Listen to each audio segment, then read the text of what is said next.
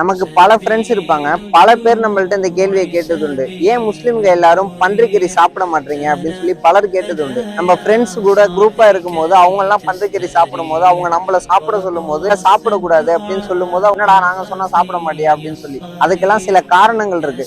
அந்த காரணங்கள்லாம் என்ன, அது சயின்டிபிக்கா என்ன ரீசன், எதனால சாப்பிடக்கூடாது, அல்லாஹ் திருக்குறான்ல அதை பத்தி என்ன சொல்லியிருக்கான், அல்லாஹ் திருக்குறான்ல தெளிவா சொல்லியிருக்கான். பன்றிக்கறி நம்ம சாப்பிடக்கூடாது அப்படின்னு சொல்லி அல்லாஹ் பல ஆயத்துகள்ல தெளிவா திருக்குறான்ல சொல்லியிருக்கான். முதல் காரணமே ரொம்ப சிம்பிளான காரணம். அல்லாஹ் திருக்குறான்ல சொல்லிட்டான் பன்றிக்கறி சாப்பிடக்கூடாதுன்னு. அது அல்லாஹ்வோட கட்டளை. அந்த கட்டளையை நம்ம பின்பற்றி தான் ஆகணும். இதுதான் முதல் காரணமே பன்றிக்கறி ஏன் சாப்பிடக்கூடாது அப்படிங்கிறதுக்காக. சயின்டிபிக்கா பார்த்தா பன்றிக்கறியில பாரசைட்ஸ் நிறைய இருக்கும். ஏப்பாம் ட்ரின்சிலா மாதிரி பாரசைட்ஸ் நிறைய பன்றிக்கறியில இருக்கும் அப்படின்னு சொல்லி சயின்டிபிக் ரீதியாவே ப்ரூவ் பண்ணியிருக்காங்க. பன்றிக்கறி சாப்பிடுறது உடம்புக்கு ரொம்ப கெட்டது, ஹெல்த் ரிஸ்க் நிறைய இருக்கு அப்படின்னு சொல்லி பல ஹெல்த் எக்ஸ்பர்ட்ஸ் சொல்றாங்க. இது இஸ்லாம்ல உள்ளவங்களுக்கு மட்டும் இல்ல, கிறிஸ்டியன்ஸா இருக்கிறவங்களுக்கு கூட பைபிள்ல லேவியராகமம் வசனம் 11:7 அப்படிங்கிற ஓல்டு டெஸ்டிமன்ட்ல இருக்கு. நீங்க வேணா போய் செக் பண்ணி பாருங்க. அதனால இது யாரையும் அவமதிக்கிறதுலாம் கிடையாது. நெக்ஸ்ட் டைம் உங்களோட ஒரு முஸ்லீம் ஃப்ரெண்டு வந்து பன்றிக்கறி சாப்பிடுறத அவாய்ட் பண்றத பாத்தீங்கன்னா இதுதான் அதுக்கான காரணம் அப்படிங்கறத தெரிஞ்சுக்குங்க.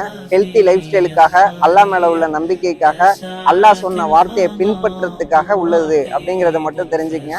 நாளைக்கு பார்ப்போம். அஸ்ஸலாமு அலைக்கும்.